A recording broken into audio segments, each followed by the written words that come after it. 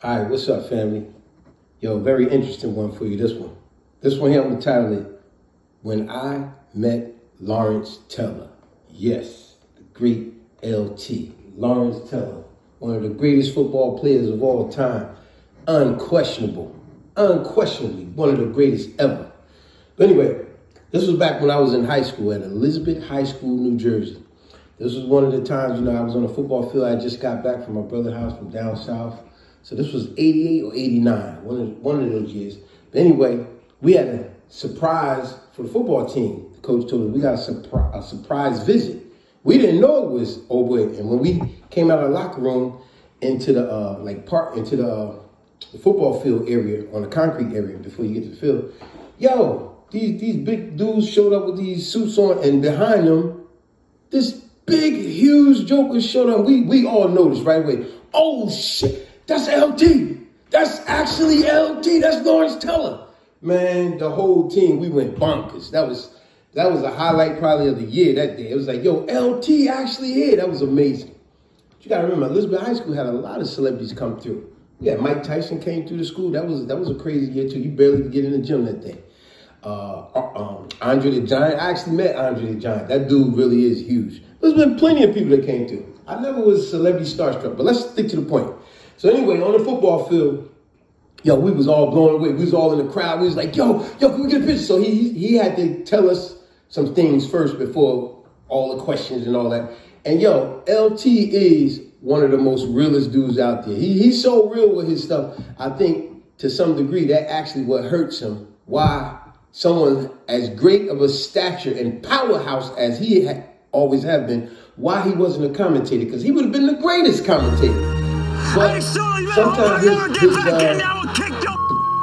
bluntness probably was his Achilles heel, so to speak. And as always, I'm still going to give you a word of the day.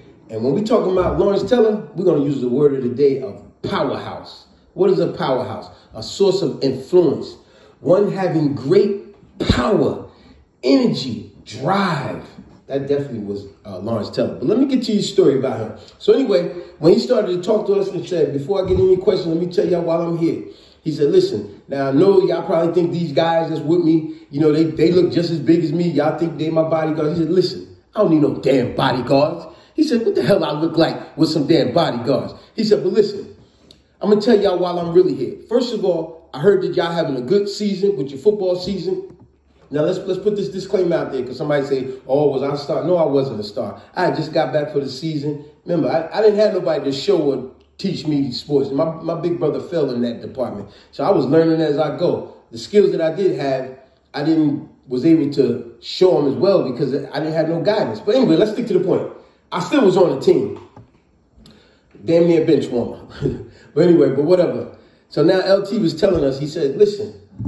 He said, yo, let me tell you, these guys you see me with, they not my bodyguards. First of all, y'all clear that out your mind. He said, I don't need no damn bodyguards. Do I look like I need a goddamn body? This is exactly how he was talking to us. He said, look like I need a goddamn bodyguard? He said, first of all, I hear y'all having a good season, and I want y'all to keep having that good season. I hear some great things about this team. Y'all doing real good. He said, but look, the real reason I'm here, I don't want y'all to think I'm saying anything ill against y'all, but I'm not here because I want to be here. He said, I'm here because this is a work release program. This is my community service, because they done brought up some damn charges on me. He said, you think I really want to be going all over, doing all this stuff I ain't got to do? He said, man, sometimes I like doing this stuff. He said, but I'm here because this is community service, what I'm doing right now.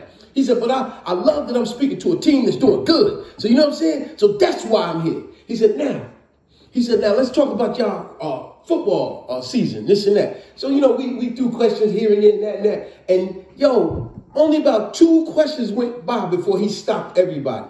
And like I said, a real powerhouse, source of influence, having great power, energy, and drive. When he talk, you really do listen.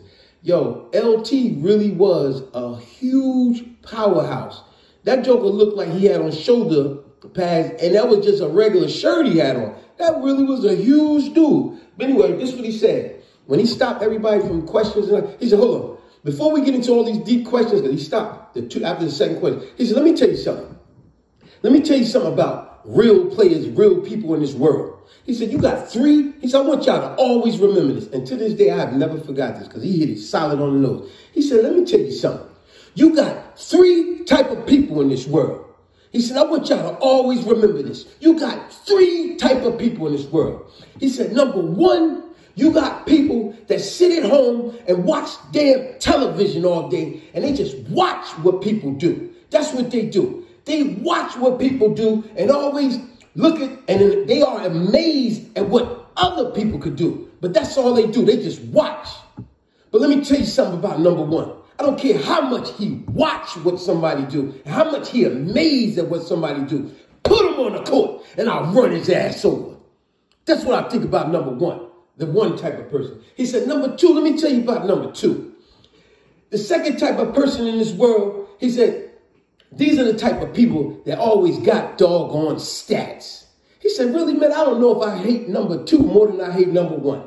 These are the type of people, y'all know what I'm talking about. These are the type of people, they just like number one, sit at home watching other people. But the difference is, they the type of people, they could tell you their favorite player, what school he went to, what town he grew up in, you know, what records he broke at that school. Okay, he said that's the type of person, they could tell you what NFL, whatever professional team they went on, how much signing bonus they got. They could tell you how much money they got. They could tell you, matter of fact, how many yards, how many points they got. He said this is the type of person that keep these type of stats. You know, they could even tell you, God doggone it. They could tell you what his wife's name is, what his kid's name is. Daggone it. They could even tell you his doggone ex-girlfriend name. I can't stand this type of person. They got all kind of stats of their personal life. Like number one, just sitting watching. He said, but I don't care what kind of stats you got. Put him on the court and I'll run his ass over too. So you think about what I just said, one and two. He said, but the third type of person, this is the most important person of all. He said, the third type of person is a person like me. A person that makes shit happen. Yes, a person of true action. See, I ain't the type of person that get ran over. No, I do the running over.